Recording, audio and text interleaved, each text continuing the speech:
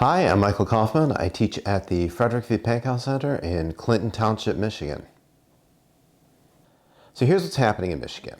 Late Thursday night, the week before last, the governor went on television and effectively shut down the schools starting on Monday. Now remember, this was Thursday night at 11 o'clock p.m.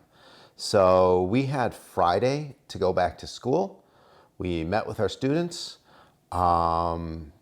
tried to scramble or cobble together some ideas of what we could do with them, and then we were done. In my district, I teach TV production, and my students do not have access or equal access to equipment. So some have equipment, some don't. What I do in my class is I lend equipment to my students. Well, at this time, we didn't know how long we were going to be gone, so we did not lend out any equipment to my students. So for us to continue a video curriculum, my students are stuck using their cell phones at this point, and it's been interesting.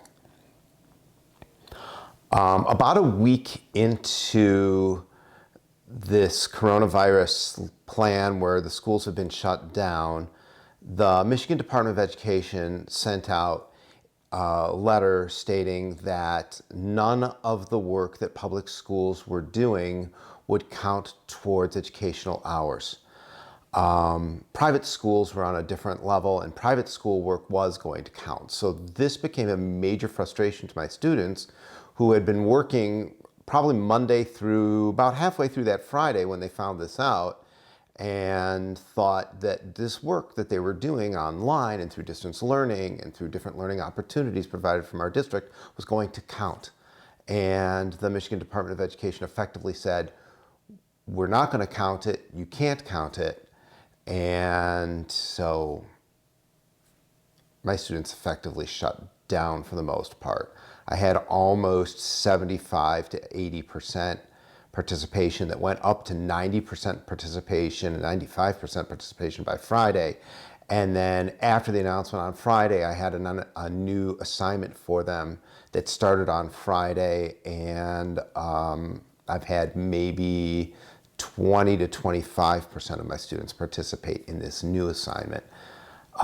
Most of my students just realized this wasn't going to count, and so they kind of gave up. And I can't say that I blame them.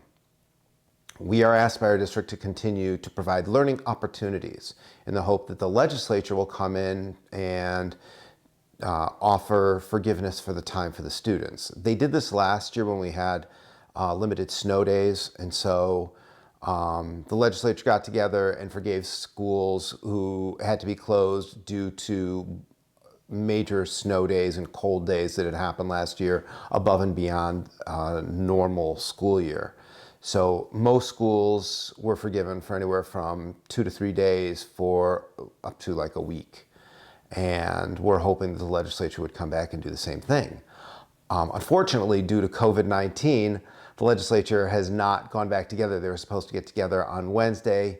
Today is Thursday, and they decided not to come back together because of the coronavirus. So we don't know as educators how this is going to affect us. And the students don't know how their distance learning is going to affect them. I think there might be some silver linings to all of this, and that a lot of people are going outside and walking, and people are playing board games with their families. They're taking care of each other. People are a lot nicer. And I've been sending students one-to-one messages through our Remind app anytime they turn something in, and they seem to be super appreciative of the communication. So I think we're just all being a little kinder and a little nicer and a little more appreciative of what we have. First off, I've been doing a video a day to keep my students connected. And every day I start my videos off with a dad joke. So I'm giving you the same dad joke that I would start with today with my students. And today's dad joke is, what do you call a seagull that flies over the bay?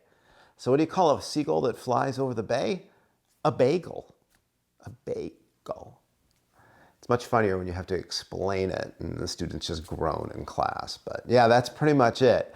So in an attempt to have some normalcy, I'm working out online and I had to do burpees. So I'm going up, I'm jumping up, I'm going down, and as I'm going down, I'm noticing there's Doritos crumbs on the floor. Now, most people would go, oh, should vacuum the floor. But I moved to a different section in my house instead and decided, I think I'll do the burpees here instead. I still have not cleaned that section of the floor. I'm embarrassed by this, but I thought I'd share something semi-humorous. So there you go. I miss the socialization immensely. I don't like not being at school. I love my job. I love going to work and being at home and in one-way communication. It's unsocial reconnecting. And the problem is I'm not really connecting with the kids in the way that I do in the classroom. So that's been frustration. So my district, in order to help kids out who don't normally get their meals anywhere else except from school, we have a bus that's going from place to place to place with food, and then there are different food pickup spots. And true story, in one day they asked for volunteers, and in less than 3 hours they had enough volunteers from our district to go and help out. I'm helping out April 3rd. I'm kind of excited to go and hopefully see some of my students and make sure that they're okay face to face. If I can offer any words of help from a teacher, it would be to just maintain a sense of humor. And don't be afraid to contact your teachers if you're feeling overwhelmed or if the students are feeling overwhelmed. Students have contacted me through Remind and said, look, I don't get it. I don't know what you're asking. And I'll rephrase it in a way that I would in class. And all of a sudden they'll go, oh, that makes so much more sense. Thanks, Mr. Kaufman.